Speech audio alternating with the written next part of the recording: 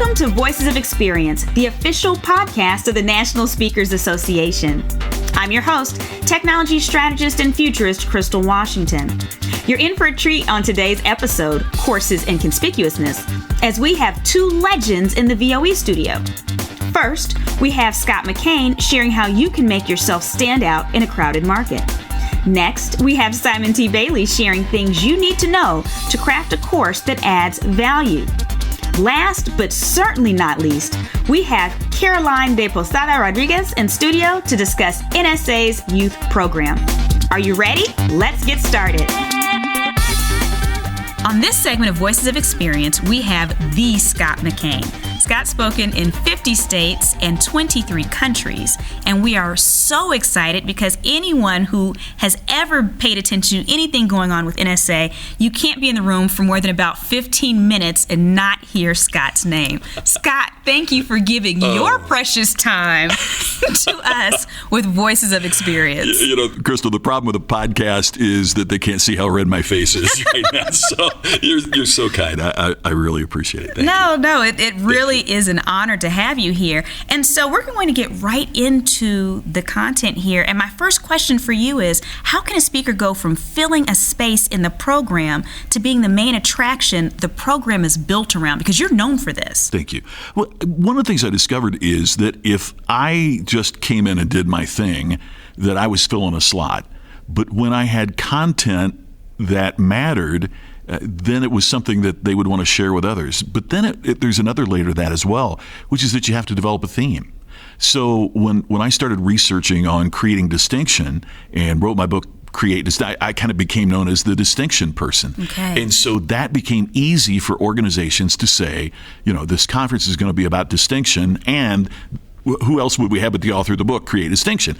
My latest book is Iconic, and so I just did a program in Australia that had 1,500 people, and the theme of the program was becoming an iconic dealership. So I would talk about the steps to becoming iconic. So it's you have to have the compelling content, but along with that, you have to have what I call a high concept. That's a Hollywood term about a brief, powerful statement. Mm-hmm. Scriptwriters call it a log line. Okay. But it's that brief thing that when you say, I talk about how to take your business to an iconic level, oh, now tell me more about that. And I think we miss that sometimes as speakers. We have our 60 minutes or 90 minutes or even full day training to fill, right? But they really need to know in 6 seconds what we're going to talk about. How do you develop this 6-second explanation? It's really tough. And it sounds like it would be so simple, but it is one of the hardest things. I had the CEO of a major bank, the 7th largest bank in the United States, tell me it was the single hardest thing he's ever done as an executive is try to get that clear, that focused. Wow. One of the challenges, particularly for mid-level speakers, entry-level or mid-level speakers, is, gosh, we want to book dates. And right. Man, I know I've been there. I mean, we want to book dates, and somebody says, what do you talk about? And I typically say, about an hour. Okay. Whatever it took. And that's the problem, is that we are so willing to adjust what we talk about to get the date that we never get known for anything. Wow. So that's part of the process, is how would I distill what I talk about and here's the other thing. It has to be a word or a phrase that's unique to you. In that, a lot of people talk about now about how to stand out. A lot of people talk about how to differentiate yourself. But I was promoting the word distinction before anybody else was. So now, not in a copyright sense, but I kind of own that word in the marketplace. Okay. And, if you think about, there are certain speakers that just kind of own their topic area because they've defined their topic area. Okay. So as silly as it sounds, even just get out a thesaurus. What are some other words that would define specifically what you talk about, and how could you make it in a phrase that a meeting planner could name the entire convention after what you speak on? Ooh, okay. So Scott, I feel convicted when you talked about how, speakers will kind of shift around a little bit just to get the dates. I got a little stab there. And for anyone else who's listening who felt that same stab, how can we become an iconic speaker? So in addition to having that 6 seconds of being able to explain exactly, precisely, in addition to owning that word, is there any other special touches that we need to introduce on the stage or in our business processes that take us from being everyday speakers to iconic speakers? I want to suggest a couple of the things that I found out in studying iconic businesses in general, because I think they apply to what we do as speakers. One is play offense.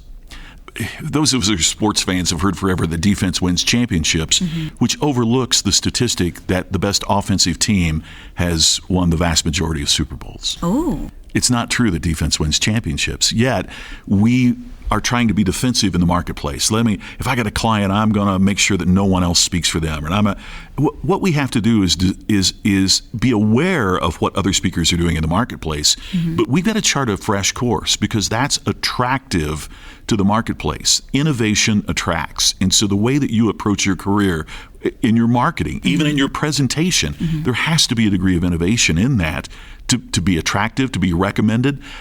A lot of people say, I want to be a motivational speaker. There's a gazillion motivational speakers. Right. What do you do? What do you talk about? Is there a phrase that you could come up with, or something special that would define what you do? And then you play offense with that. You're not trying to beat other people, but you're trying to move the ball down the field in your particular marketplace. Okay. Second one is go negative. And that's really hard for me. And it's hard for a lot of speakers. And it's hard for organizations. Disruption is created through dissatisfaction. Okay.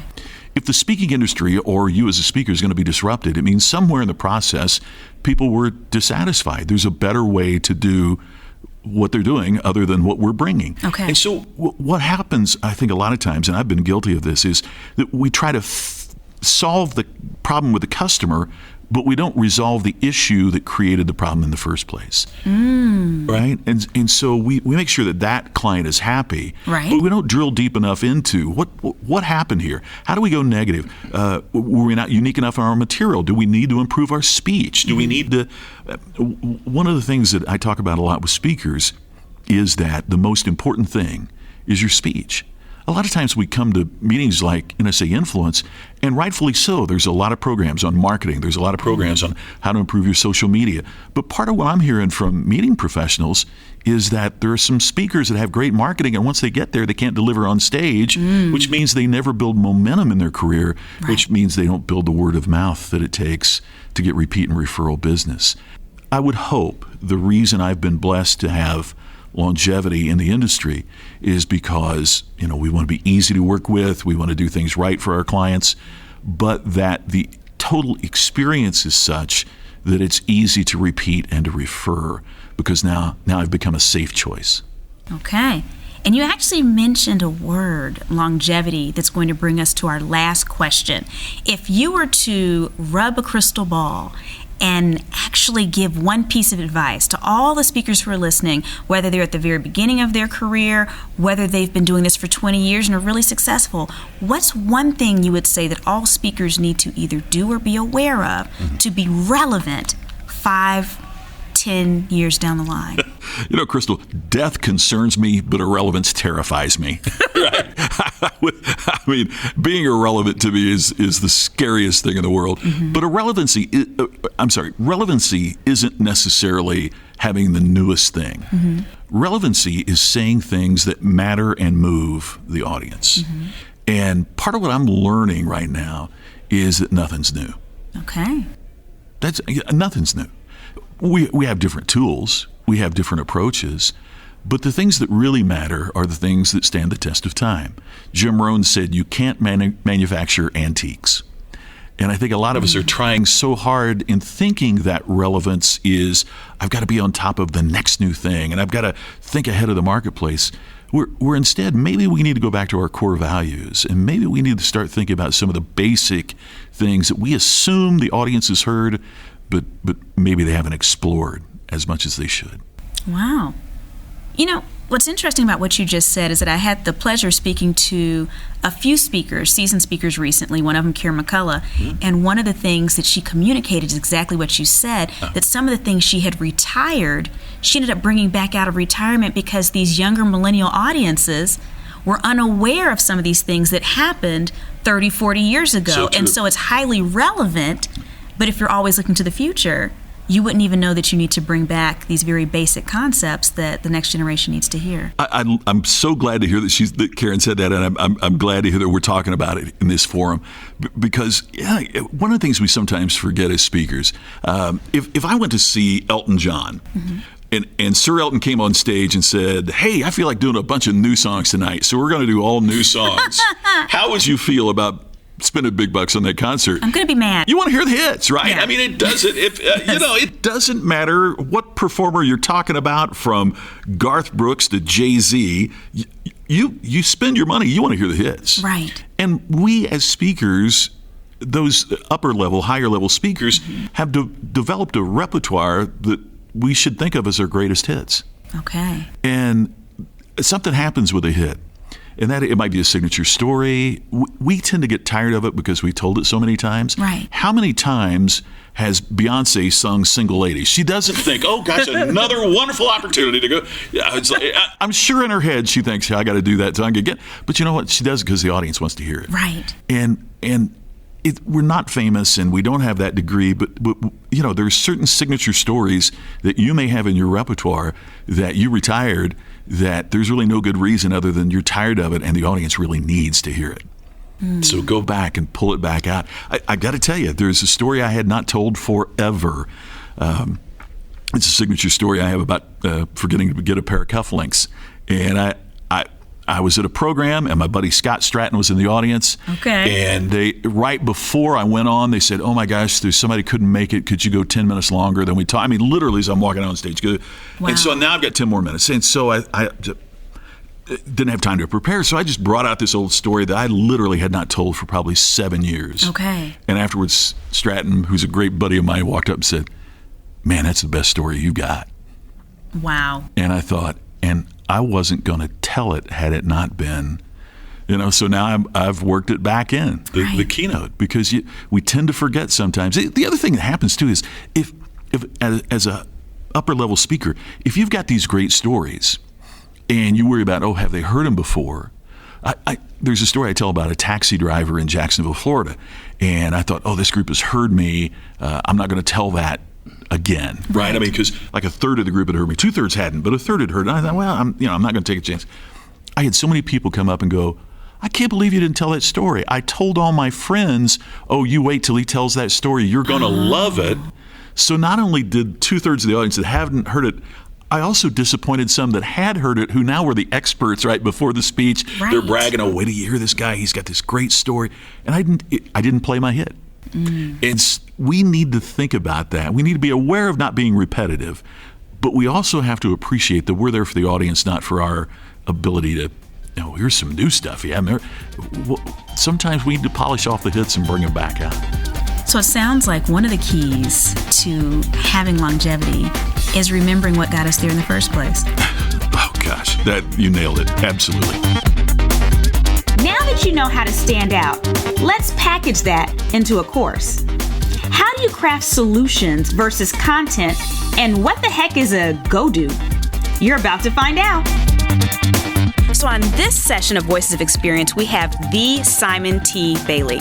If you have had the wonderful experience of meeting Simon, you know that he will stop, he will love on you, he'll give you his attention, he'll make you feel brilliant as he's running from airport to airport, because he spends over 175 days a year on the road for his keynotes. Simon, thank you for being with us today. Good to be with you. Thank you for having me. Thank you for being here. And on top of that, you're talking with us about something that you don't talk about with your clients. You're revealing one of the secret elements of your business that we're all interested in. Yes. We're talking about crafting a course.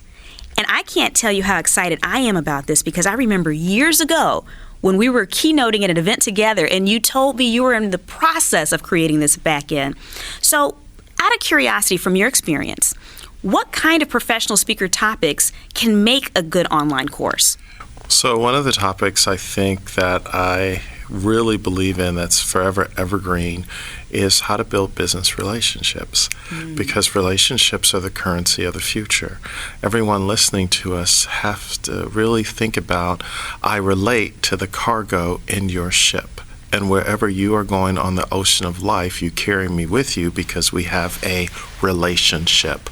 So every business that you work with, how do you build that relationship with them?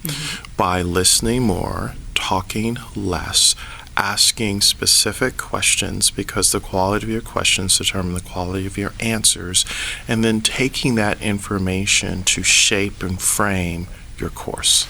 So what I love about what you just said, what I picked up from that is you're also spending some time listening so that it's being crafted specifically for the people you're trying to attract. So you're not pushing what you want to push on them. You're really giving them what they're already asking for based on your questions? Absolutely. I've learned after being in this business for just a minute, a smidgen of a second, what I've learned in this business is it's not about what we have to sell. It's about what problem have we been created to solve. And are we listening enough to create a solution to their problem, not the content that we're trying to sell, because they really don't care at the end of the day.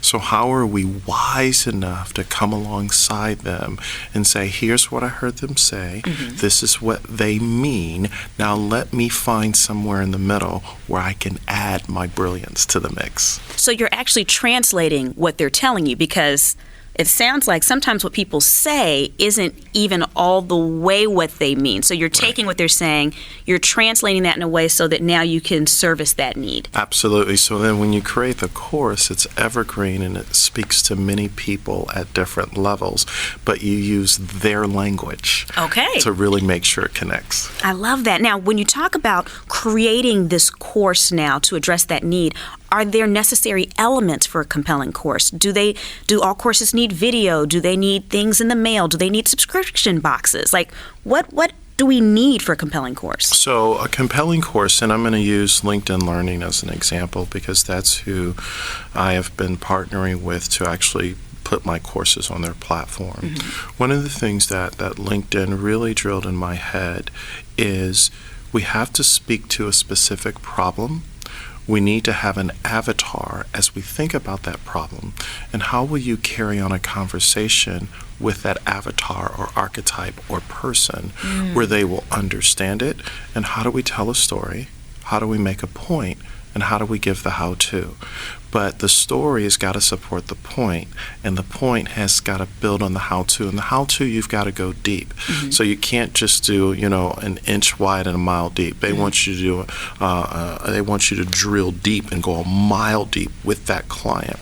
So when they hear that course, they're like, oh, here's what I can do immediately. So courses today in a very noisy world where people are drinking water out of a fire hose, we have to give people things they can implement the moment they stop listening and they can go do. So one of the things that Microsoft drilled in my head when I did some work with them, they said, we're glad you're coming in as a keynote, but what's the go do? So I carried that through courses. What's the go do? Okay. Now, when you started with your course, did you start from scratch or did you utilize materials you already had? Can you give us a little window into the process? Yeah. So when we first started talking with LinkedIn and different platforms, what they came to us and said, here are the pressing problems that we see in business and in corporate America at the time, and certainly recently. And they say, here's where we see the world going.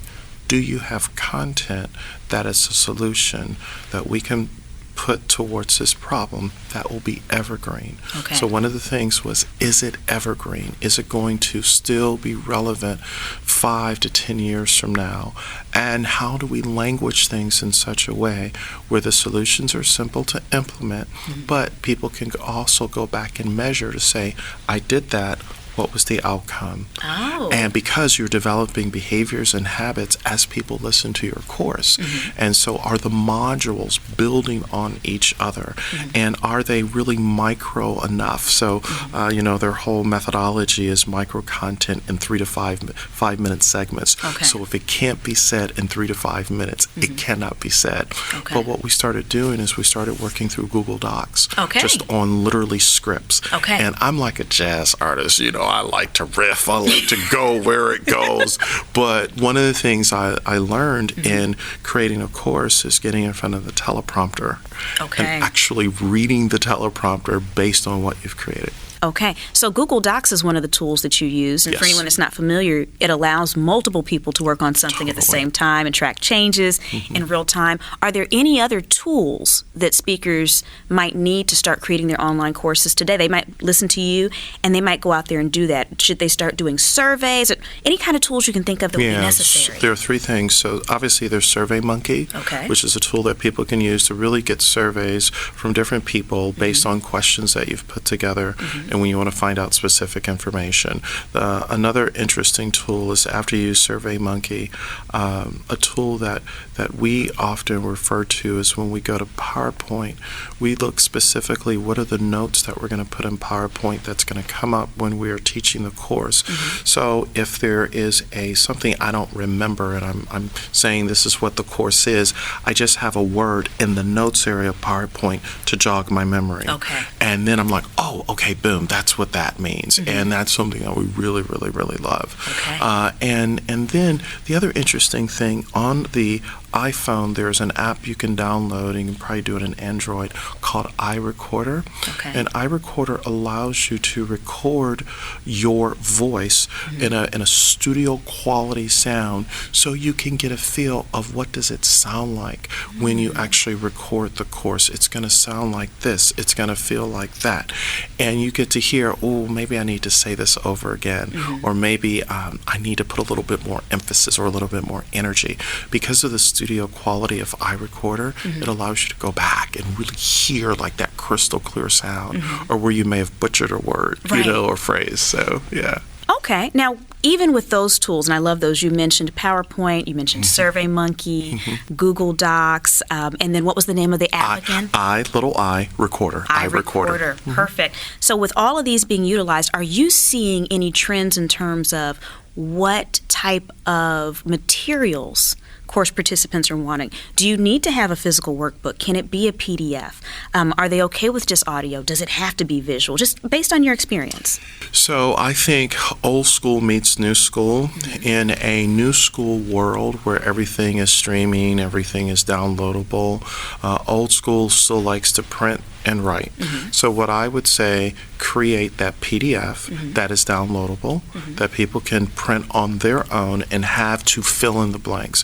Because if you think it, ink it. It's something about hearing a course and writing it down that causes it to stick more. So I highly recommend that.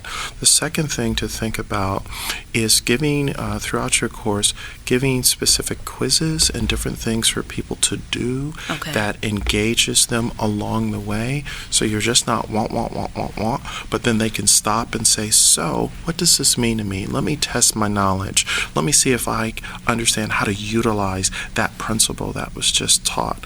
So I just created a course for a business organization that they are going to launch in a very niched professional services industry. And so one of the things that we realized with this industry is they didn't want me to be so heavy on PowerPoint. They said, we want you to specifically give how-to principles on how they implement it and examples in your own life of how this came across. They said, we don't necessarily want a downloadable PDF. So it's like, okay, all right. So they want me to make tell great stories with points, but give examples, first-person, real-time examples of where I succeeded or where I failed. So I think everyone listening to us right now, it depends on the learning style of your audience. If they, will learn more through story as versus PDF. If they want maybe a loadable audio clip and something else that they can help build that learning. So here's the net takeaway. Whatever course you create a surround sound of different ways people can access the information every day, every way, every device. Every day, every way, every device. And every device. Simon, this has been brilliant. I think we can end on that note. Thank you so much for spending time with us at Voices of Experience. Thank you so much. One of NSA's most beloved programs is our youth program. Let's learn more about how this program can serve the young leaders in your life. On this segment of Voices of Experience, we have Caroline de Posada. Now, Caroline is the chair for NSA's youth program. Caroline, thanks so much for joining us today. Thank you, Crystal. So, Caroline, I feel like the youth program is NSA's best kept secret. Can you tell us a little bit about it? You know, NSA Youth Program is exactly that. The youth program is a leadership convention for the kids. They come ranging from 10 years old to about 17. And once they transition out of the youth program as participants, they can even become youth program leaders.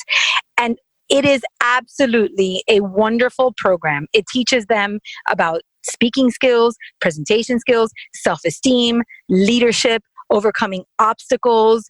It gives them a sense of community. It helps them associate with like-minded children who come from parents of speakers. Mm-hmm. It's absolutely phenomenal. So is this program helpful? Let's say that your child doesn't want to be a professional speaker, or let's say that your kid is shy. Are there other things that they're learning that are still valuable? Oh, absolutely, because it's really a leadership program. So speaking is part of leadership, but it's not it's not meant to turn them into professional speakers. Okay. It's meant to turn them into successful adults. And I think it's a wonderful program because it allows these kids to come out of their shell in a safe space. The community that you find in NSA, the warmth, the family-oriented environment, the welcoming that you find in the adult program, you see it in the youth program. And that is why these children come and never want to leave. And I have seen that. For those of you who have been involved or know people whose children have been involved, it's like the kids go to it and then they are sucked in. It becomes something they always want to do. So there are a lot of people that are listening to us right now, Caroline, that aren't familiar. The youth program itself, is it something that happens year long? Is it on the web, or does it only happen at our big annual conference, Influence? It only happens once a year at Influence, but it runs the exact same time period as the convention. So one of the beautiful things about it is that it allows speakers who want to show their children what they're doing, want to make them a part of their journey, want to bring them along. This is a perfect convention to mix work with a family, right? Because while you're at work and you're networking and you're learning and you're sharpening your skills, your children are in an environment that they're learning and growing too. And then at the end of the day, you guys get together, you have dinner, you enjoy time. You can come in a little early, leave a little late, and do some traveling if you want to.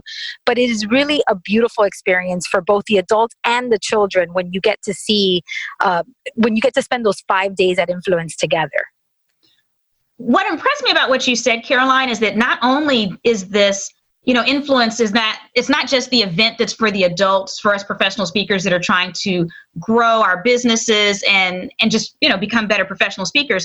But at the same time, we have the opportunity to send our children to a leadership camp. So it's not just a matter of grabbing someone that can watch your kids while you're there. They're actually getting self-development while we're working on our businesses. I mean, in essence, what you're doing is creating legacy, because you're going to, as your children grow up, they're going to need to become professionals of their own. And you're leading them by example, showing them how you sharpen your skills, where you go to learn, how you build community. And they're doing exactly the same thing at their age. So, I mean, I can tell you, I started in the youth program when I was 13, and I'm still friends with the people that I met in the youth program at that age. And now we do business together. Now we're adults and we're all venturing into our own businesses. And some of them are lawyers, some of them are speakers, some of them are artists and other things. But what we have in common is the legacy that NSA has helped us create and the unity that we get from being together. So you got involved with NSA's youth program because you were a part of it as a child.